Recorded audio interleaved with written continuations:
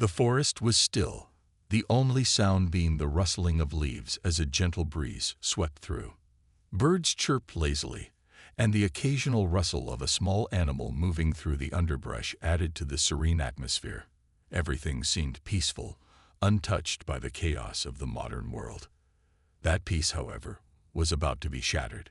A bright light streaked across the sky, cutting through the calm like a knife. The object descended rapidly, its glow intensifying as it approached the ground. With a deafening crash, it landed, sending shockwaves through the forest and scaring off the wildlife. Smoke rose from the impact site, and the once quiet forest was now filled with the crackling sound of burning vegetation.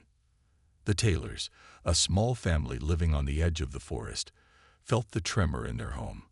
John Taylor, the father, quickly grabbed his flashlight and jacket, his curiosity piqued by the strange occurrence. His wife, Mary, and their young son, Leo, followed close behind, concern etched on their faces.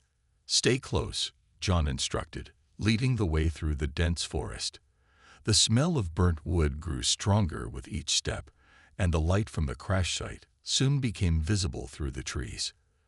When they arrived, the scene was something out of a science fiction movie. A sleek, silver spacecraft lay in a shallow crater, its surface still glowing faintly from the heat of re-entry. Smoke billowed around it, and strange symbols adorned its sides.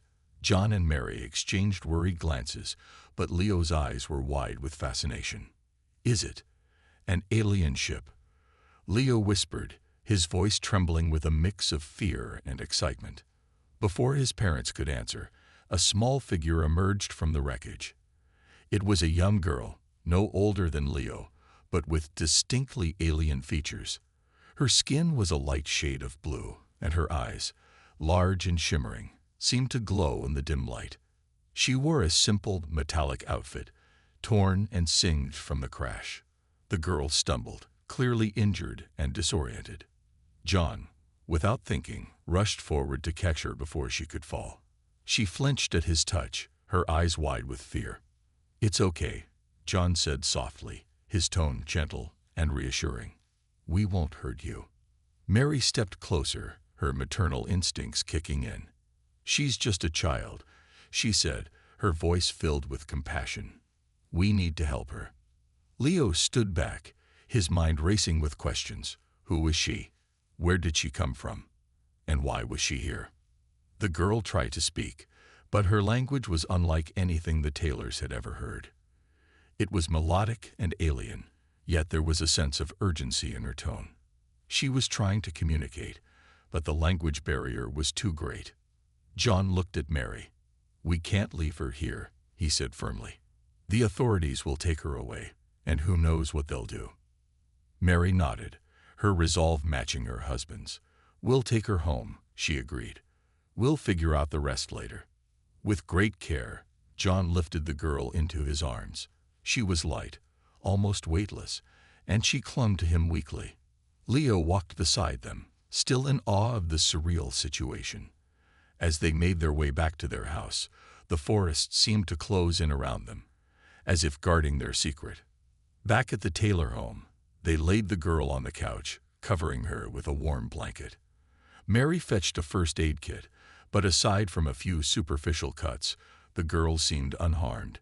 She was just exhausted, her eyes fluttering shut as she drifted into a deep sleep. "What do we do now?"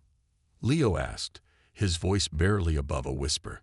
John sighed, running a hand through his hair. "We take care of her," he said simply. "We keep her safe." The next few days were a whirlwind. The girl, whom they began calling Vera, slowly adjusted to her new environment. Though she couldn't speak their language, she seemed to understand their kindness. The Taylors learned to communicate with her through gestures and expressions, building a bridge of trust. Vera's presence brought a sense of wonder and mystery to the Taylor household. Leo was especially taken with her, fascinated by her alien nature and eager to learn more about her world. In return, Vera seemed to find comfort in their company, her fear gradually giving way to a tentative sense of belonging. Despite the strangeness of the situation, a bond began to form. The Taylors treated Vera as one of their own, showing her the warmth and care of a human family. And though she still had many secrets, one thing was certain: her arrival had forever changed their lives. As the days passed, the Taylors couldn't help but wonder about the future. What would happen if others discovered Vera? How long could they keep her presence a secret? And most importantly, where had she come from? And why was she here? Leo nodded enthusiastically. Yeah, if anything, it makes you even cooler. Vera's eyes shimmered with emotion. I was afraid you'd think I was dangerous, she admitted. I didn't want to lose you. John placed a comforting hand on her shoulder. Vera, we care about you for who you are, not what you can do. This power of yours doesn't change that. Mary, who had come outside to see what was happening, overheard the conversation and approached. What's going on? She asked, sensing the gravity of the situation. John briefly explained what Vera had shown them. Mary's eyes widened, but her reaction mirrored her husband's. Oh, Vera, she said, embracing the girl. You've been holding this in all by yourself. You're so brave. Vera melted into the hug, feeling the weight of her fears lifting. I just didn't know what to do, she confessed. I'm still figuring it out. Mary pulled back, looking into Vera's eyes. We'll figure it out together, she said firmly. You're part of our family, and we'll support you no matter what. Surrounded by the Taylors' unwavering support, Vera felt a newfound strength within her. Her powers were still a mystery, but she knew she wouldn't have to face this journey alone. Together, they would uncover the secrets of her abilities and what they meant for her future. And for the first time since discovering her powers, Vera felt at peace, knowing she was truly home. The next few days passed with a new rhythm in the Taylor household. Vera's discovery of her abilities had brought a mix of excitement and uncertainty. The Taylors tried their best to keep life normal, but an underlying tension lingered. They knew the world outside their forest home wasn't ready to understand someone like Vera. One morning, while Leo and Vera were playing a game of catch in the backyard, John was reading the newspaper at the kitchen table. A headline caught his eye. Unidentified object crash site under investigation. His heart skipped a beat as he skimmed through the article. The authorities were searching for the source of a strange energy signal, and the crash site was not far from their home. John set the newspaper down, his mind racing. Mary, he called, his voice edged with worry. Mary, who was washing dishes, turned to him, concern immediately etched on her face. What's wrong? She asked, drying her hands on a towel as she walked over to him. John pointed to the article. They're getting closer. If they find Vera, I don't even want to think about what might happen. Mary's eyes widened as she read the headline. We can't let them take her, she said firmly. She's part of our family now. They called Leo and Vera inside, sitting them down to discuss the situation. John explained the article, emphasizing the potential danger if the authorities discovered Vera's presence. Vera listened intently, her fingers nervously twisting the hem of her shirt. What will they do if they find me? She asked, her voice trembling. We don't know for sure, John admitted, but they might see you as a threat. They might take you away to study you, and we can't let that happen. Leo's face darkened. We have to protect her, he declared. We can't let anyone hurt Vera. Mary nodded. We need to be careful. No more going outside for a while, and we'll keep the house lights dim at night. We'll do everything we can to keep you safe. Vera felt a wave of gratitude, but also guilt. I don't want to put you all in danger, she said softly. Maybe I should leave, go back to the crash site, and try to signal my people. No, John said firmly. We're in this together. We'll find a way to get through this without you having to leave. Despite the Taylors' reassurances, Vera couldn't shake the feeling that staying with them might cause more harm than good. She spent the next few days helping around the house, trying to keep her mind occupied. However, the looming threat of discovery hung over her like a dark cloud. One evening, as the family sat down for dinner, They noticed unusual activity outside. Flashing lights flickered through the trees, and the distant hum of vehicles reached their ears.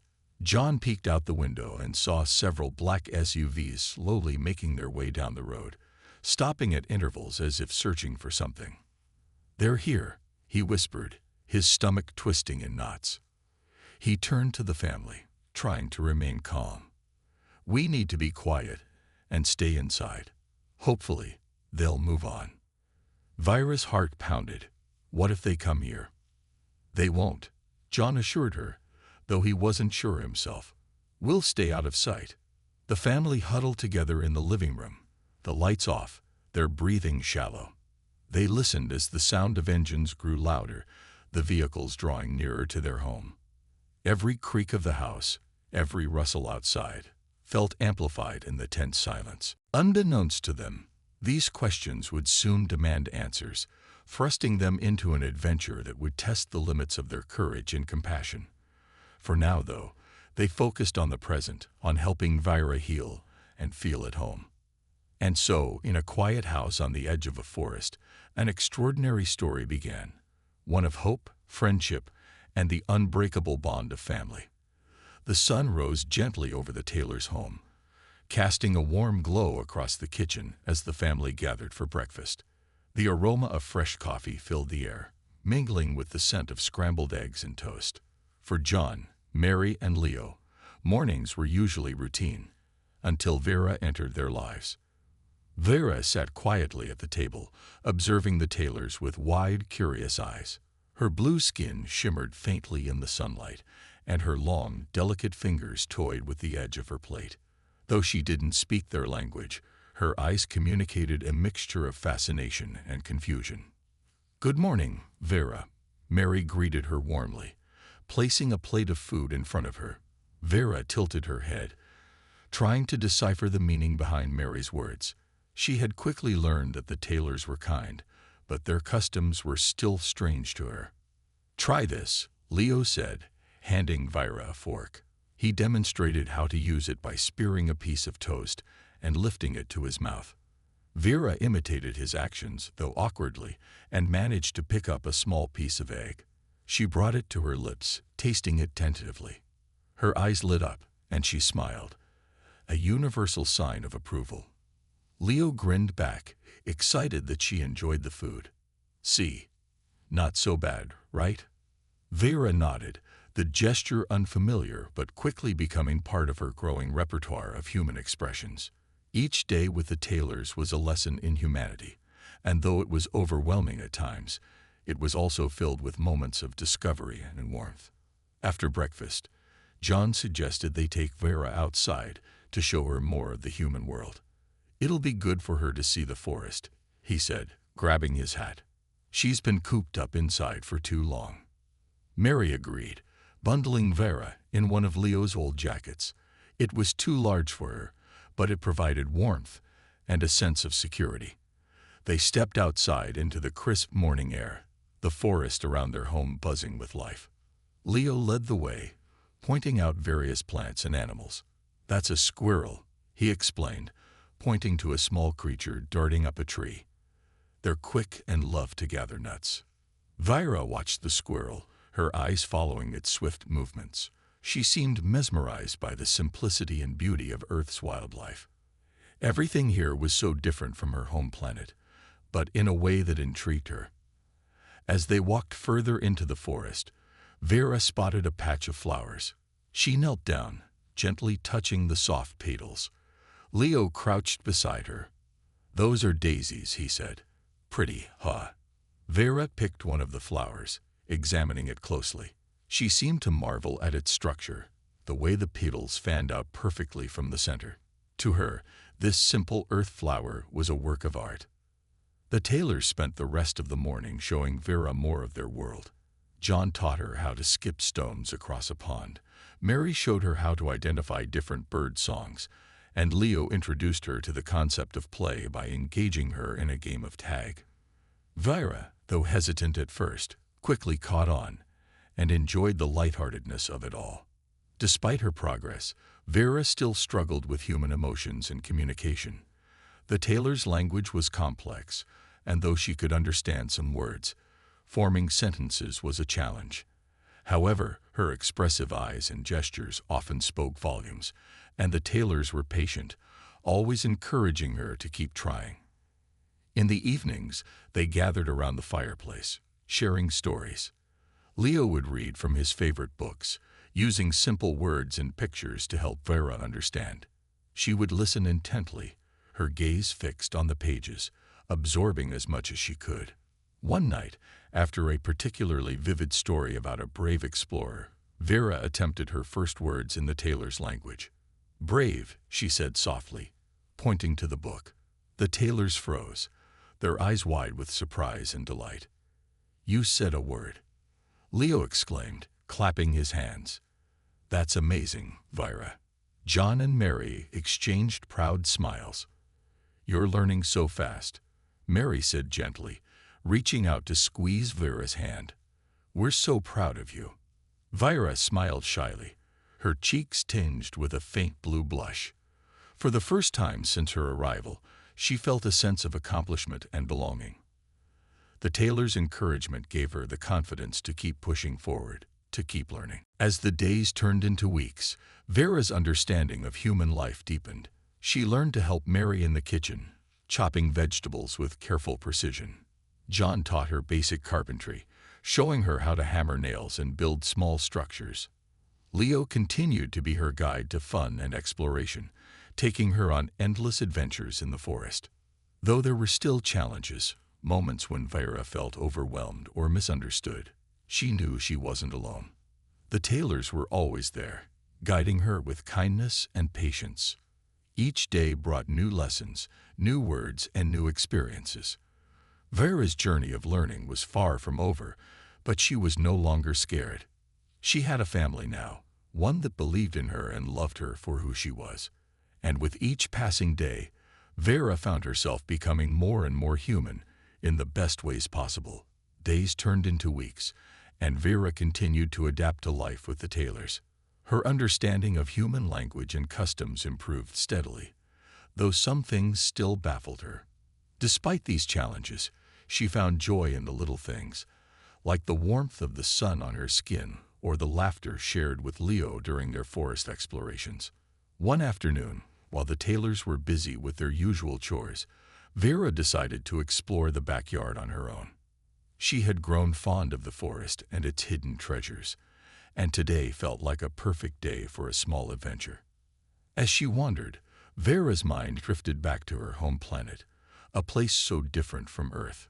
She missed certain aspects of her world, but the tailors had given her a new sense of family, something she hadn't fully understood before. They had shown her kindness and love, teaching her that these emotions were not weaknesses but strengths. Lost in thought, Vera didn't notice the large fallen tree trunk in her path until it was too late.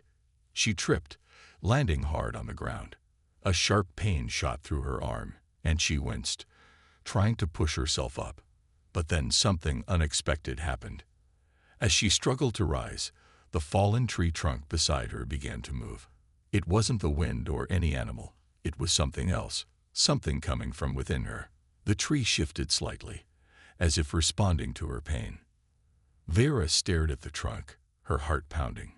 She reached out, her hand trembling, and the tree moved again, this time lifting slightly off the ground. A sudden surge of energy coursed through her body, and she realized she was doing this. She was moving the tree with her mind. Terrified and fascinated, Vera quickly lowered the trunk back to the ground and scrambled to her feet. Her breathing was shallow, and her mind raced with questions. How was this possible? Was this a normal ability for someone from her planet? Why was it only now manifesting? She knew she couldn't keep this from the tailors. They had become her family, and she trusted them. But how would they react to this revelation? Would they be afraid of her? She didn't want to lose the bond they had built. Vera walked back to the house, her steps hesitant. She found John in the workshop, repairing an old chair, while Leo was nearby, sorting through a box of tools. Taking a deep breath, she approached them. "John," she called softly, her voice still carrying a hint of her alien accent. I need to show you something." John looked up, immediately noticing the seriousness in her expression. He put down his tools and walked over to her, his brow furrowed with concern. "What is it, Vera? Are you okay?" Leo, ever curious, joined them, his eyes wide with anticipation. "Did you find something cool in the forest?"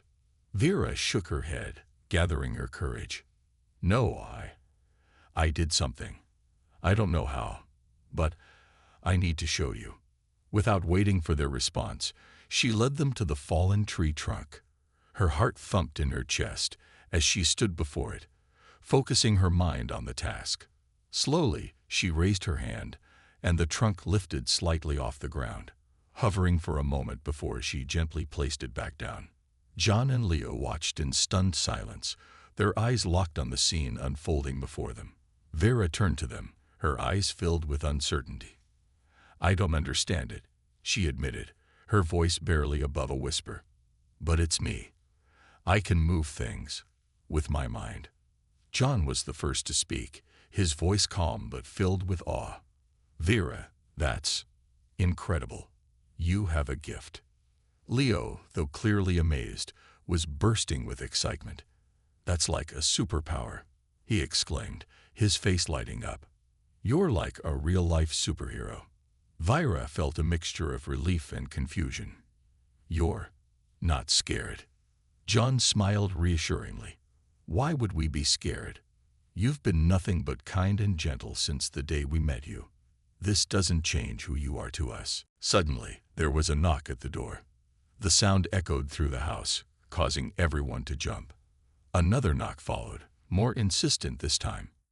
John motioned for the others to stay put as he cautiously approached the door. Peeking through the peephole, he saw two men in dark suits standing on the porch. Their faces were impassive, their eyes scanning the surroundings.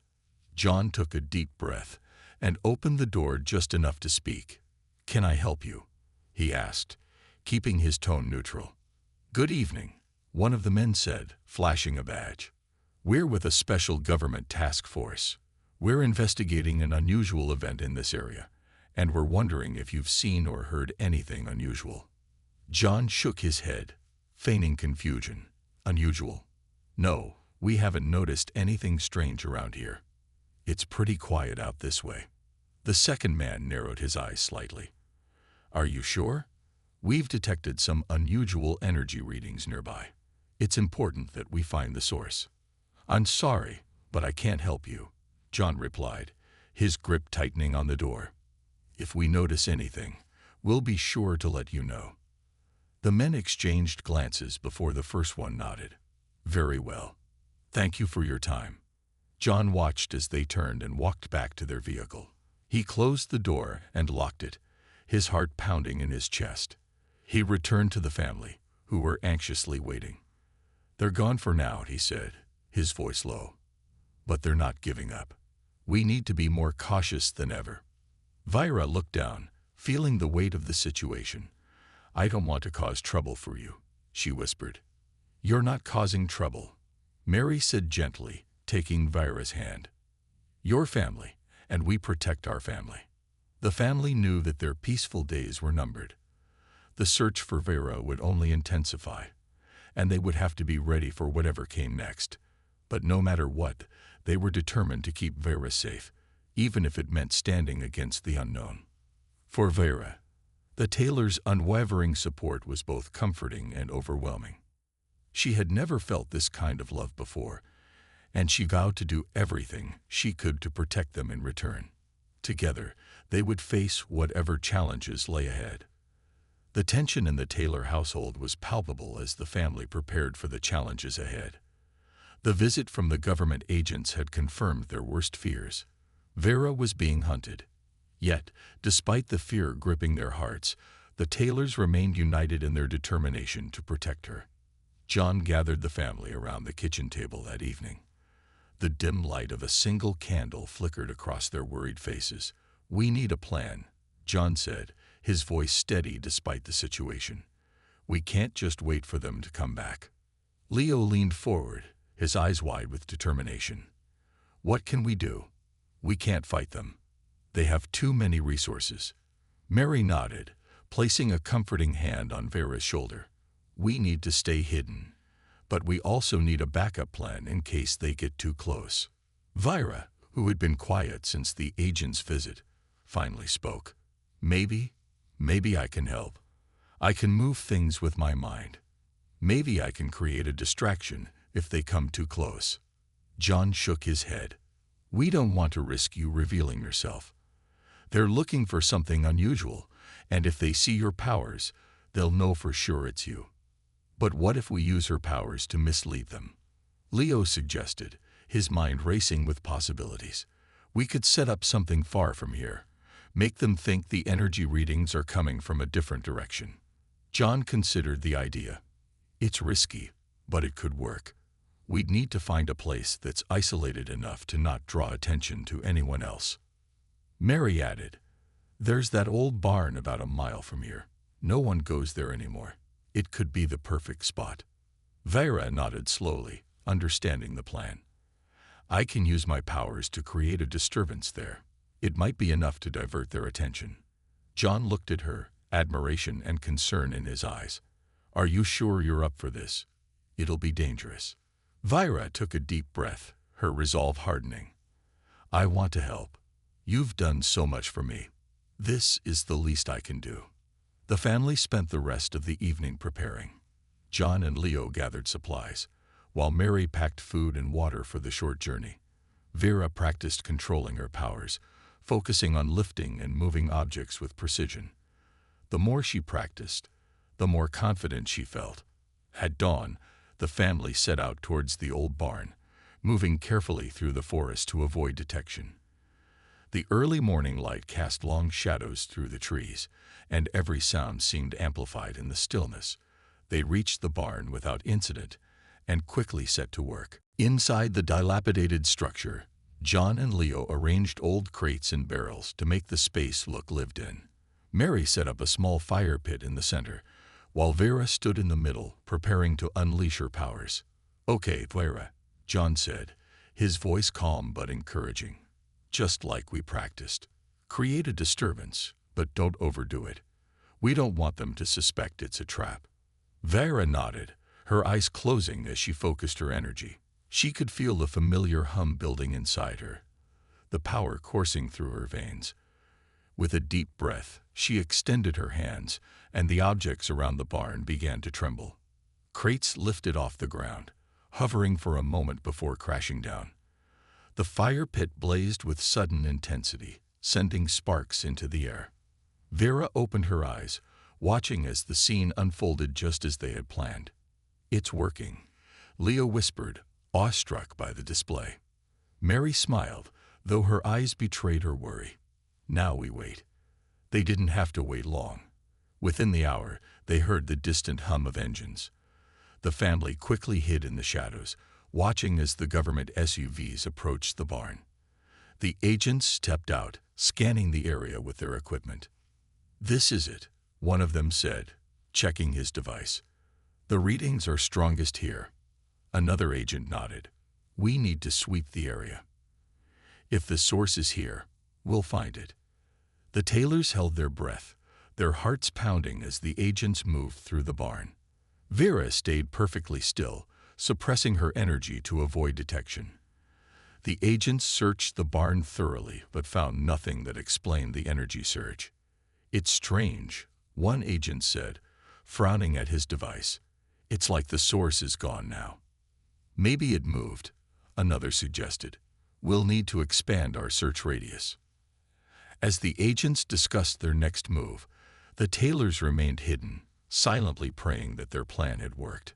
Finally, after what felt like an eternity, the agents decided to regroup and expand their search elsewhere.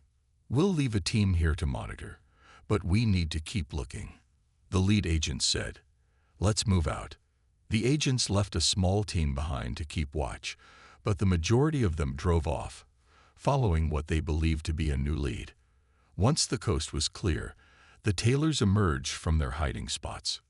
We did it, Leo whispered, relief washing over him. John nodded, though he knew the danger was far from over.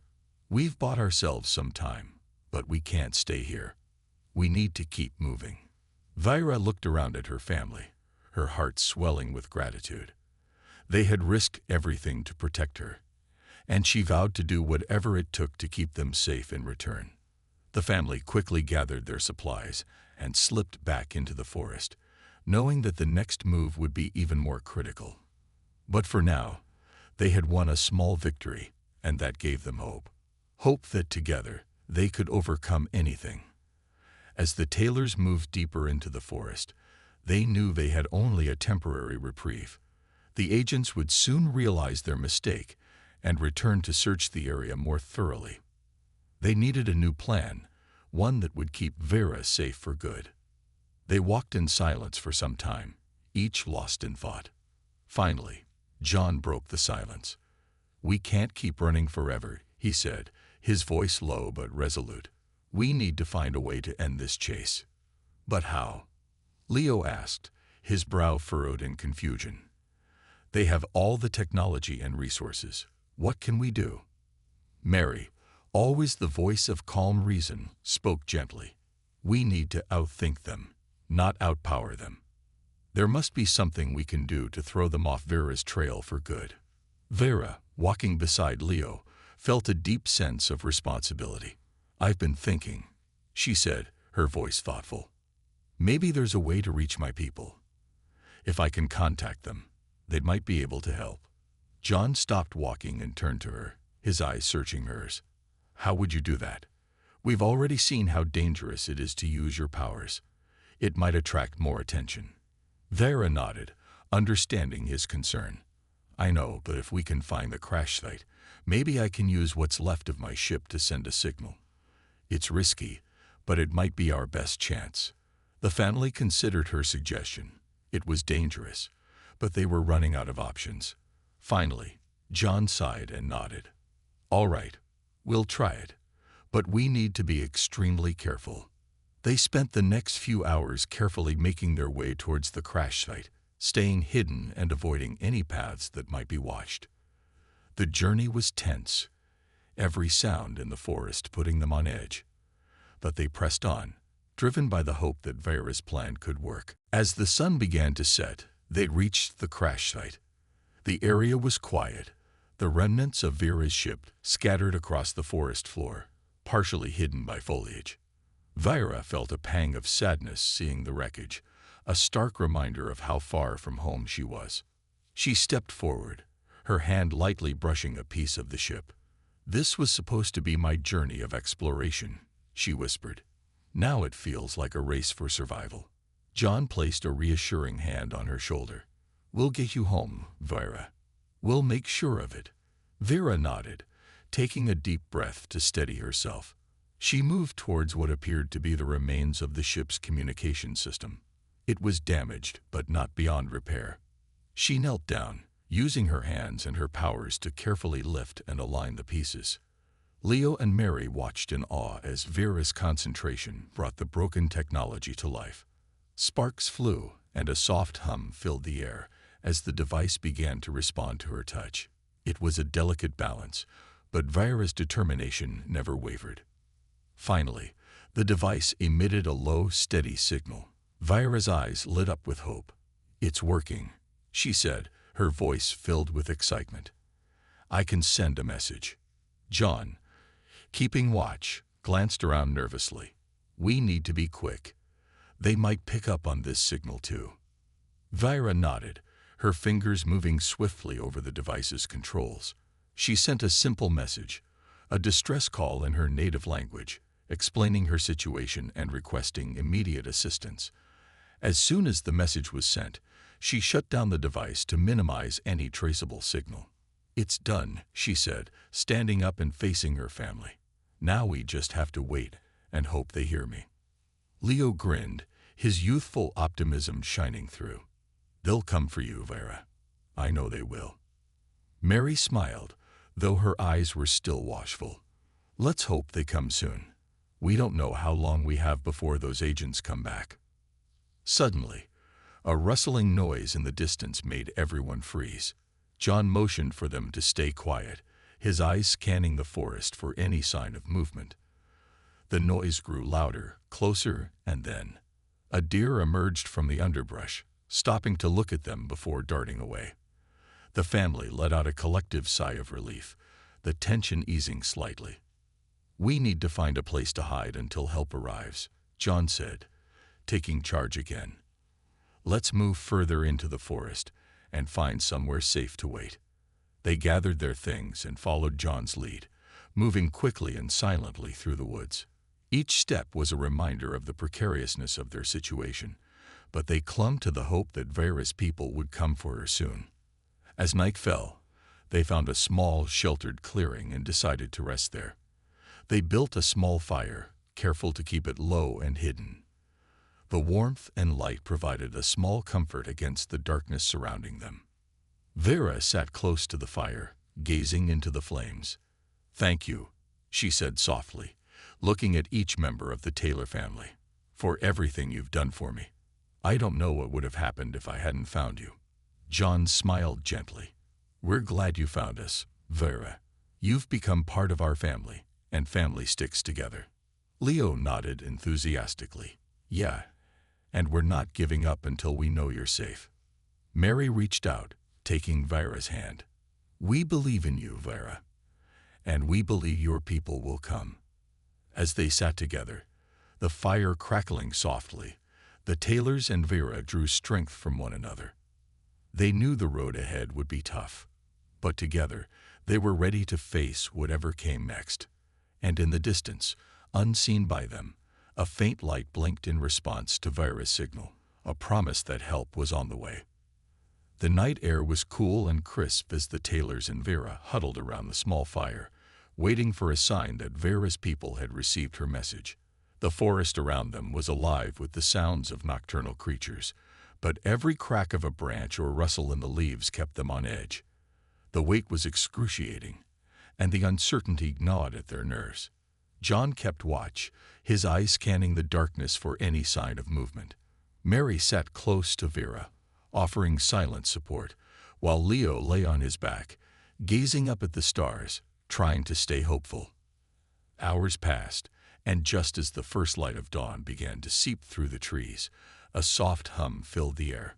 It was a subtle sound, almost like a distant vibration. Vera sat up straight, her heart racing. "Do you hear that?" she whispered, her eyes wide with anticipation. The Taylors listened carefully, and as the hum grew louder, they realized it was coming from above. They stood up, their eyes turning skyward. Through the canopy of leaves, a faint light glimmered, growing brighter by the second. "It's them," Vera whispered, her voice trembling with a mix of fear and hope. "They've found us." The light descended slowly, taking the shape of a sleek, silver craft that hovered just above the forest floor. The craft's door slid open with a soft hiss, and two figures emerged. They were tall and slender, with features similar to Vera's, but with an air of authority and wisdom. Vera's eyes filled with tears as she took a hesitant step forward. "It's really them," she said, her voice choked with emotion. The two figures approached, their expressions calm but curious. One of them spoke, their voice melodic and soothing. "Vera," they said, "we received your message. We've been searching for you ever since we lost contact." Vera ran towards them, unable to contain her joy.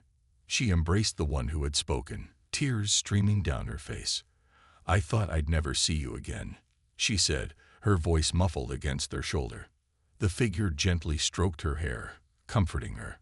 "You're safe now, and we're here to bring you home." The Taylors watched the reunion with a mix of relief and sadness. They were happy that Vera would be safe, but the thought of saying goodbye was difficult to bear. Vera turned back to the Taylors, her expression filled with gratitude and sorrow. "I don't know how to thank you," she said, her voice breaking. "You've done so much for me. You've been my family when I had no one else." Mary stepped forward, her eyes glistening with unshed tears. "You are family, Vera, and family always looks out for each other." Leo rushed to Vera's side, hugging her tightly. "I'm going to miss you so much," he said, his voice thick with emotion. Vera hugged him back, holding on tightly. "I'll miss you too, Leo. You've been like a brother to me." John, ever the protector, placed a hand on Vera's shoulder. "You'll always have a place with us, Vera. No matter where you go, you're part of this family." Vera nodded, overwhelmed by their kindness. She turned to her people, who watched the scene with quiet understanding. "These humans saved me," she explained. "They risked everything to keep me safe." The taller figure inclined their head in respect.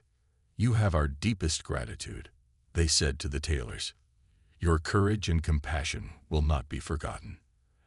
As Vera's people prepared to leave, Vera hesitated, looking back at the tailors one last time. "I'll find a way to stay in touch," she promised. "I won't forget you, ever." Mary smiled through her tears. "We'll be waiting, Vera. Stay safe." With a final hug, Vera stepped onto the craft, the door sliding shut behind her. The light from the craft intensified, and within moments it lifted off the ground, disappearing into the sky as quickly as it had arrived. The tailors stood in the clearing, watching the sky until the light was gone. The forest was silent again, the hum of the craft fading into the distance. Leo broke the silence first. "Do you think we'll ever see her again?" he asked, his voice hopeful yet uncertain. John placed an arm around his son's shoulders.